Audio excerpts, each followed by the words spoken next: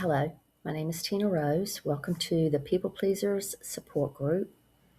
If this is your first time here, this is a space where we hold space for your healing journey if you resonate with this content. And we hold space in a way that honors each other's lived experience and encourages each other's recovery. And I normally at this point say something like, I am a recovering people pleaser. And just in the last 30 minutes, I have been guided to actually say that I am no longer a people pleaser. And that feels good, and at the same time, a little bit scary, because I know through all the healing I have done that residual will pop up from time to time, and I'll catch myself doing it, as I did yesterday, sort of. And I'm being guided to talk about that now. In yesterday's video, I talked about how I was frustrated because I was getting signs and synchronicities that I had been leaking my energy. And, it was around, we can leak our energy in two different ways: by not saying something that we want to say, being authentic about what we're feeling, or by we also leak our energy by saying too much in situations where the other person is coming at you from their ego activity, and we're trying to engage with that anyway, and we're leaking our energy in that way. And I had been doing both of those things. And what I had noticed yesterday is people pleasers, a little bit of backstory, people pleasers sigh a lot, S-I-G-H. And I've always done that. And I do it less now that I've come out on the other side of healing as a people pleaser. But yesterday, after I did the video about how I was frustrated in that I had caught myself not saying something that I thought about saying in a conversation about the water leak in my home, and the other situation where I was engaging too much when I just needed to stay quiet and walk away. So after I did the video yesterday, I noticed that I was taking a lot of deep breaths in and sighing it out. And on yesterday's video, I also talked about how I wanted to continue sort of sitting in that situation, that, awareness about what had happened with me being frustrated and not saying what I really felt. So I did. I continued to do that. And what was given to me from my higher consciousness was that the fact, and this, I don't have any evidence to back this up, okay? This is my sense. This is what I am being given and guided, and I trust my guides. I have learned to trust my guides, and what I was given around this was, in a big part, in a big way, the fact that during the conversation where I wasn't being authentic and saying how I really felt about the water leak that I talked about yesterday,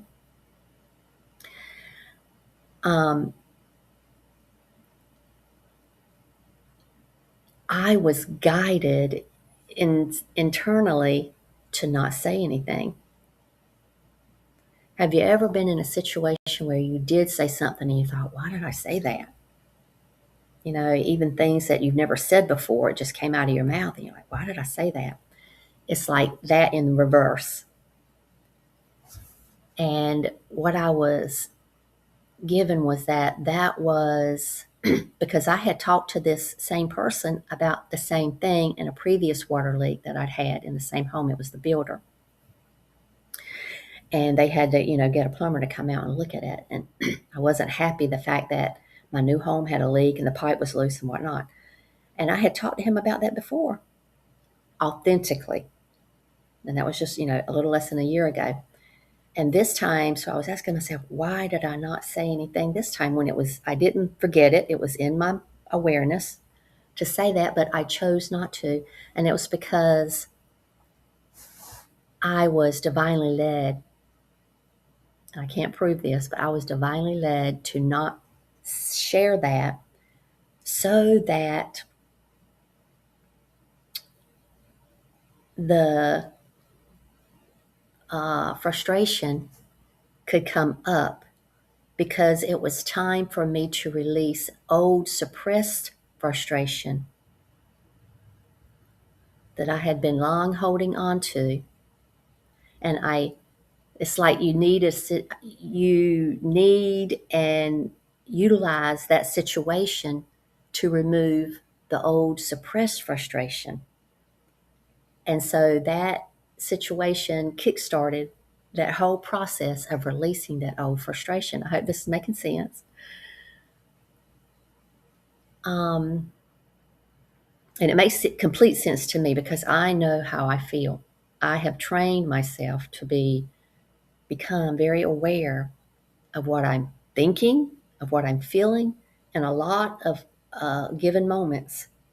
If something happens, like I see a certain angel number, or something happens where a rock flies up and hits me in the face or whatever, I can say, okay, what was I thinking in that moment? And I know, because I'm resting in my awareness.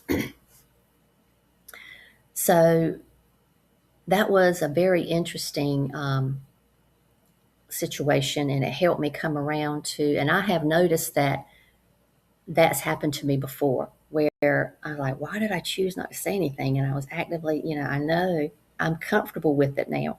I'm comfortable with saying things that I wasn't comfortable with saying before when I was still a people pleaser. And what's coming to me now is to mention that as a people pleaser, we do sigh a lot. And that is because there's a neurological connection between a long out breath and feeling better. It's because we're having that anxiety around, okay, what's this other person wanting? Let me make sure I say the right thing. We're having anxiety that causes us to breathe like not deeply. It causes shallow breathing. And in traditional Chinese medicine, they teach us that the lungs hold grief, and a sigh, the body produces the sigh, the nervous system produces the sigh. A lot of times it's unconscious, right? And we're doing that. So this suppressed energy, this suppressed emotion, where we're not being authentic, lands in the lungs. So there's that correlation between what traditional Chinese medicine teaches, that grief is held in the lungs. And the body self-soothes by creating that deep breath in and a deep, long breath out. Yeah, it's kind of like a little micro release of stress, but you're still suppressing. So, and it's just like one day this week, I did a video on how I had set my intention to release, to feel the grief of the loss of a relationship in my life, a big, long-term relationship. And I had been pushing down the grief, as I had in everything in my life in the past that had happened. That's the way I learned not to feel my feelings as a child. And so I had so much grief. And when that grief started, I set my intention to feel the grief, move through it so that I could heal from that. I started having respiratory problems, and ended up with a respiratory infection. So all that's linked. And now what's coming up in my mind really quickly is that this morning I was given something, and I want to demonstrate how when you have a quiet mind, you practice meditation. Um, Let me back up a second. We're always getting thoughts and ideas that are meant to help us. And these thoughts and ideas come from spirit, and that can be any um, high frequency being in spirit, whether it's an angel, your guardian angel, an archangel, an ascended master, high frequency galactic beings, any spirit, anything in spirit benevolent. They're putting things in our thoughts and minds that are meant to help us, help guide us in the right direction. And that includes the Holy Spirit, our higher self, our higher consciousness. And I have lots of examples of where I consciously knew that a message I had gotten, a thought or an idea I had gotten, was directly from the higher self. And so this morning I woke up and I stayed laying there with my eyes still closed and just rested in a quiet mind, not asking any questions, just resting in a quiet mind before I opened my eyes. That silence, that quietness is your higher self. It is the God self. And what some people know as Holy Spirit. And so I was just resting, and no expectations. Like I said, I wasn't asking any questions, looking for any answers. I wasn't looking for anything. I was just resting in that silence of my higher self. And a thought came into my mind, and I immediately thought, wow, I need to write that down. It was just something that I'd never thought before. And I knew immediately that it was from my higher self. And I later, before I started this video, I confirmed it with my guides that it was directly from my higher self. And I want to share it with you. What came into my mind is really fun. And I'm like, oh, cool, maybe I need to trademark this. I don't know. But anyway, I wrote it down so I could be, as I had to turn the light on. And I immediately wrote down exactly what came into my mind. You have been inspired, spark mentally. This is head to heart coherence, source inspiration. That is what came into my mind. And I thought, that is so cool. It's like a play on words, a new concept that I've never heard mentioned anywhere else. And it just came into my mind. And I thought, that is fun. But the concept about spark mentally inspired, right? Head to heart coherence. This is inspiration directly from source.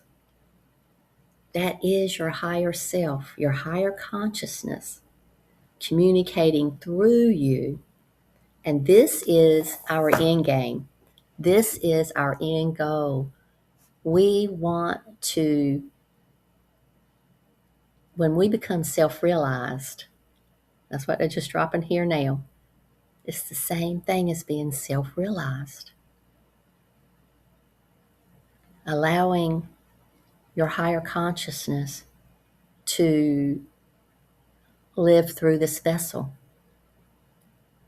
Spark mentally inspired. So it's just so awesome.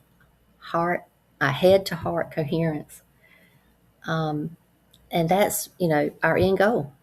Whether some people consciously agree with that, or it can be totally unconscious, but that's why we're here. We're on this path to self-realization. And I just wanted to throw that out there. So I don't know. And I'm just having some fun inspiration this morning. I used to make motivational graphics on T-shirts, and I used to screen print those and sell them at street fairs and whatnot. And this morning, I just thought, I mean, it came to me. I wasn't trying to come up with anything, but when I heard no longer a people pleaser, for me to refer to myself as that, I thought that makes a good T-shirt. So, and maybe Spark Mental would be also a good T-shirt design, graphic design. And so, tell me your thoughts. I mean, if you think that would be a cool thing to have, not that you don't have to commit to buying one, that's not necessary at all. But maybe just if I get some feedback about it, I'm probably going to do it anyway because I love that kind of thing. I used to have T-shirts, and it was in 2012. I still have some of those T-shirts, and I've worn them once or twice on some of these videos. But it said, "Be inspired. Everything is possible." And I did some other T-shirts too, but that was my main one. Be inspired. Everything is possible. And that was a fun time too, just creating and selling those at street fairs. And it would really light people up sometimes. They would see it and they said, "That is a cool design." And then I had, groups of people wanting to buy them. Um, yeah, so that was a lot of fun. Maybe I'll do the T-shirts. Anyway, my dear friends, we live and we learn, and that's a good thing.